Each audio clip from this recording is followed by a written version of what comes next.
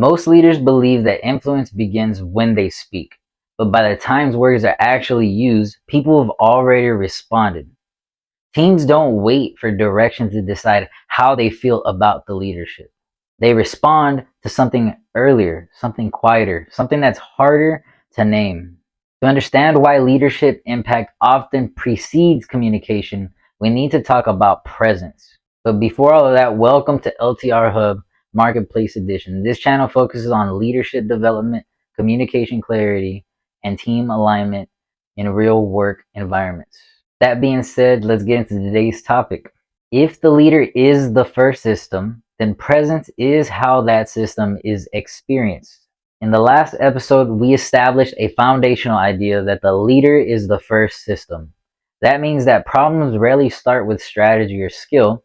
They start with the leader and what they bring into the environment. Today, we're looking at how that system is felt, because people don't encounter leadership through frameworks first.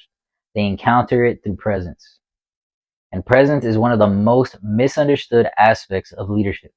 First and foremost, presence is not charisma. When people hear the word presence, they often think charisma, confident energy, strong personality, commanding communication. But leadership is really more than that.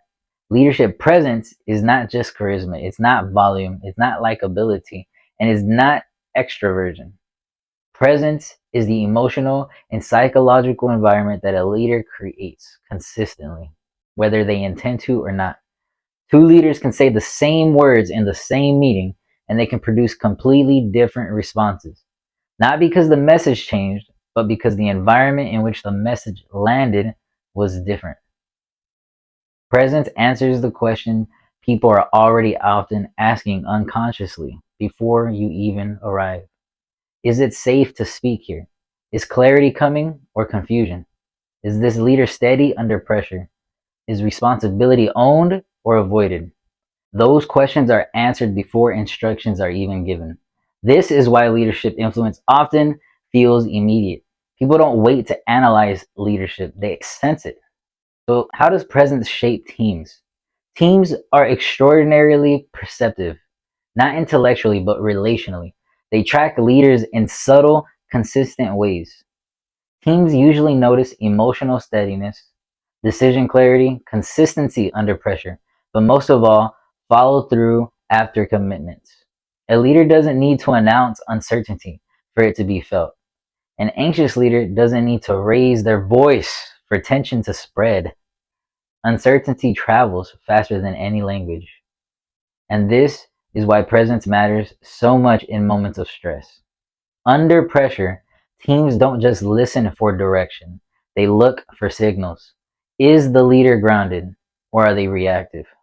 Are they clear about what matters most right now? Presence is either the stabilizer of the environment or the destabilizer. And here's the difficult truth that many leaders discover way too late. Teams will organize themselves around the leader's presence, not the leader's intent. That means that clarity cannot compensate for instability. Even good decisions land poorly in unstable environments. So here is where I bring up presence and trust. Presence is deeply connected to trust, but not in the way trust is usually discussed. Trust is not built primarily through warmth or personality. It's built through predictability and consistency. People trust leaders when emotions are regulated, decisions are owned, and communication is steady. And of course, accountability is clear presence. It communicates that whether a leader can be relied upon when things are difficult. This is why presence erodes trust long before trust is consciously questioned. Teams may not say, I don't trust this leader. Instead, they say things like, I'll just handle it myself, or let's wait and see. You might have even heard, I don't want to bring this up right now. Those are presence signals, and leaders often misinterpret them as engagement or autonomy when they're actually protective responses. Presence is a discipline, not a trait. One of the most important clarifications to make here is this: presence is not something you have, it's something that you practice. Presence is shaped through discipline, not personality. There are three disciplines that consistently strengthen leadership presence. The first is slowing language under pressure. When stress increases, many leaders speed up. They talk more, they explain more, they fill the silence. But strong presence does the opposite. It slows down, it names what truly matters, and it reduces the noise. Second, naming uncertainty without collapsing. Leaders don't lose credibility by acknowledging uncertainty. They lose credibility when uncertainty controls the behavior.